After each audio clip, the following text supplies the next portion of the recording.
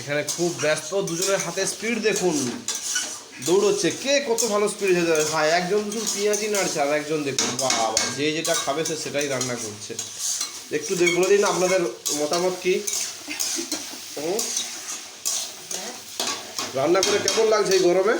গরমে বরফ করে দিচ্ছে রান্নাঘরে, খুব ভালো লাগছে।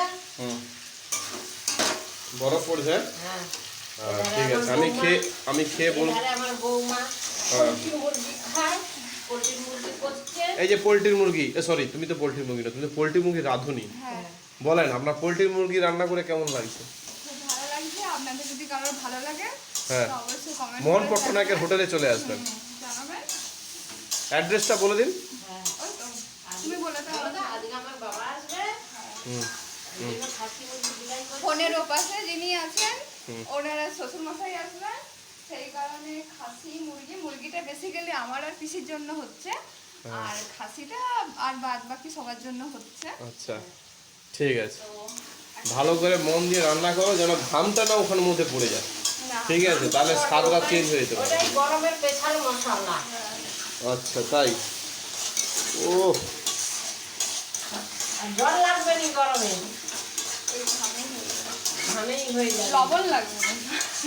লবণও লাগবে না। বাহ, এরা তো মোহন পট্টনায়কের পয়সা সব বাঁচিয়ে দেবে। তো আপনাদের কার কেমন গরমে রান্না করতে ভালো লাগে তা বলবেন। যান।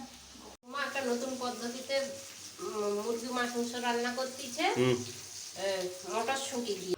তো মাংসে মটরশুঁটি দেওয়া কমপ্লিট, মাংসটা এবার একটুক্ষণের পর নামিয়ে নেব, তারপর খেতে দিয়ে দিয়েছি সকলকে। এই যে আমার বাবা এসছে, বাবা খাচ্ছে, আর আপনারা তো আমার শ্বশুরমশাই বরকে চেনেন, ওদের আর ইন্ট্রো দিচ্ছি না। তাহলে চলুন, ভিডিওটা আজকের মতো এখানেই শেষ করছি। যদি আপনাদের ভিডিওটি ভালো লেগে থাকে তা অবশ্যই সাবস্ক্রাইব করতে ভুলবেন না কিন্তু।